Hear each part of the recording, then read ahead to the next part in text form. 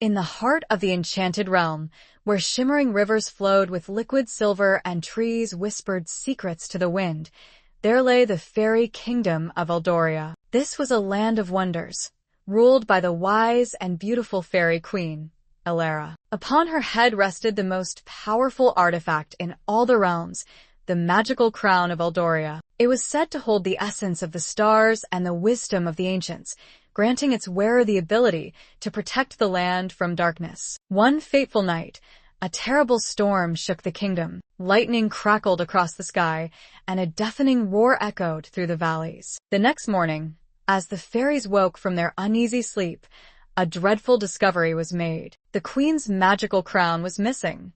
Without it, the protective shield that kept their kingdom safe would fade, leaving Eldoria vulnerable to dark forces. Panic spread through the land, and Queen Eldoria called upon her most trusted warriors, the guardians of Eldoria. Among them was a brave young fairy named Lyra, whose heart burned with courage and determination. She had always dreamt of proving herself, and now, fate had granted her the opportunity. The queen's voice trembled as she addressed her people. "We must find the crown before the dark forces sense our weakness. Time is against us. Lyra, I entrust you with this mission. Take whoever you need and bring back the crown before it's too late." Lyra felt a surge of pride and responsibility. She gathered her closest friends, Finn, a swift-winged scout with unmatched agility, and Nia, a wise fairy who could communicate with the spirits of the forest. Together, they set out on their journey, following the faint traces of magic left behind by the stolen crown. Their first clue led them deep into the shadowed woods, a place feared by many. The trees stood tall and eerie, their branches reaching out like claws. Strange whispers filled the air, warning them to turn back. But Lyra pressed on. She knew that fear could not hold them back. Suddenly, a pair of glowing eyes appeared in the darkness. A shadow beast. Its growl sent shivers down their spines. Finn leaped into action, darting through the air to distract the beast while Lyra and Nia searched for a way to outsmart it. Nia spotted a cluster of glowing mushrooms known as sleep spores. If they could lure the beast towards them, the spores would put it into a deep slumber. Lyra and Nia worked quickly, tossing small stones to lead the beast into the trap. The moment it stepped into the glowing patch, a cloud of golden dust erupted, and the creature let out a final growl before collapsing into sleep. With the danger behind them, they pressed forward, following the faint magical trail. They soon arrived at the misty caves, where an ancient oracle resided. The oracle, an old fairy with silver wings, greeted them with a knowing smile. "I've been expecting you, seekers of the lost crown. To find what you seek, you must first face the trials of the elements." Before they could ask what that meant, the ground beneath them rumbled, and the cave transformed into a labyrinth of shifting walls and glowing symbols. They had to solve its mystery before they could proceed.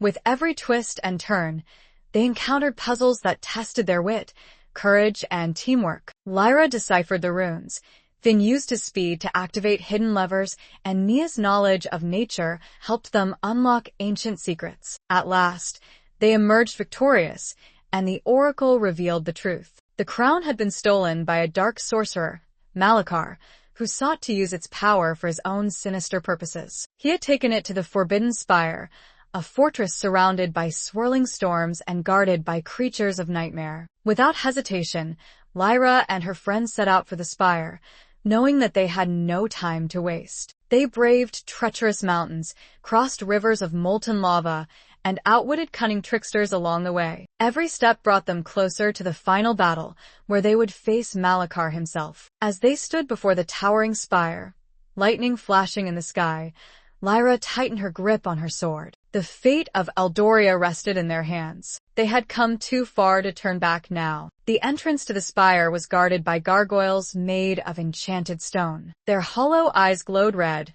as they sensed intruders. As soon as Lyra stepped forward, the gargoyles sprang to life, blocking the entrance with their massive wings. "Who dares approach the spire of Malakar?" one of them roared. Lyra stood her ground. "We have come to take back what was stolen.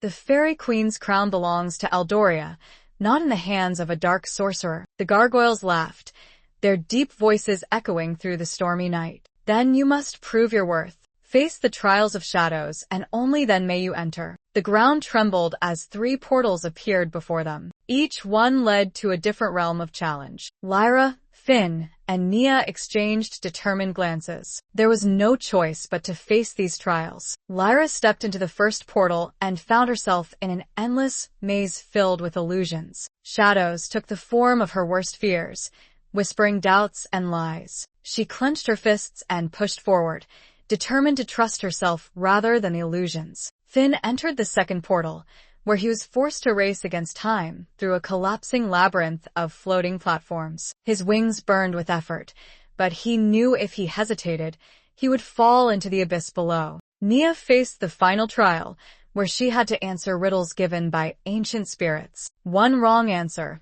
and she would be trapped forever. She took a deep breath and let her wisdom guide her, recalling all she had learned from the spirits of the forest. One by one, they conquered their trials and returned to the entrance. The gargoyles nodded in approval and stepped aside, allowing them entry into the spire. Inside, the walls pulsed with dark magic. At the top of a spiraling staircase, Malakar waited, the Fairy Queen's crown resting on his head. "You are too late," he sneered. "The power of the crown is mine." But Lyra knew better. The crown did not belong to darkness. With one final act of bravery, she and her friends launched into battle, determined to reclaim what had been stolen and restore balance to their kingdom. Lyra's heart pounded as she faced Malakar. The dark sorcerer loomed above them, his eyes glowing with malice. The Fairy Queen's crown, shimmering with stolen magic, rested upon his head. The very air around him crackled with dark energy, sending chills down Lyra's spine. "We will not let you keep the crown," she declared, her voice steady despite the storm raging around them. Malakar laughed, raising his staff. "You are but children playing at heroism. This power is beyond you." With a flick of his wrist, dark tendrils of shadow erupted from the floor, lashing out at Lyra and her friends. Finn darted through the air, dodging the whips of darkness, while Nia summoned a protective barrier of glowing vines. Lyra, gripping her sword, charged forward, determined to end Malakar's reign before it could begin. The battle was fierce. Finn used his speed to distract Malakar, zipping around him in dizzying patterns, while Nia called upon the spirits of the forest to weaken the dark sorcerer's magic. Lyra, fueled by courage and determination, fought through the onslaught, her blade gleaming with the light of Eldoria. Malakar snarled, summoning a wave of dark fire to consume them. But just as the flames threatened to engulf them, Lyra remembered the words of the oracle. "To find what you seek, you must first face the trials of the elements." The trials had not just been obstacles, they had been preparation. With a deep breath, she reached inside herself, calling upon the strength she had gained from each trial. The illusions in the maze had tried to break her, but she had learned to trust herself. The collapsing platforms had tested Finn, but he had mastered speed and control.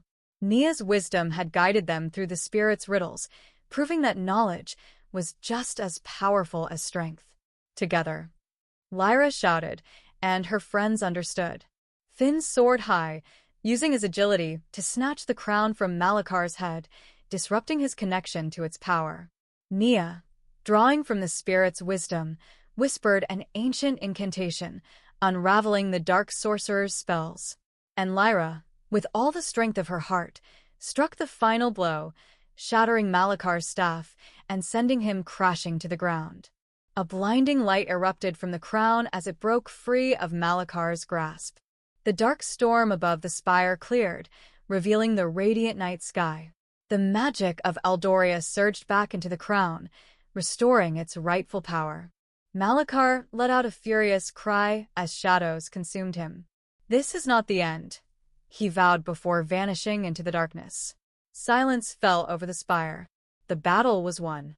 Lyra, breathing heavily, lifted the crown. It pulsed warmly in her hands, as if recognizing her bravery. With a triumphant smile, she turned to her friends. "Let's bring it home."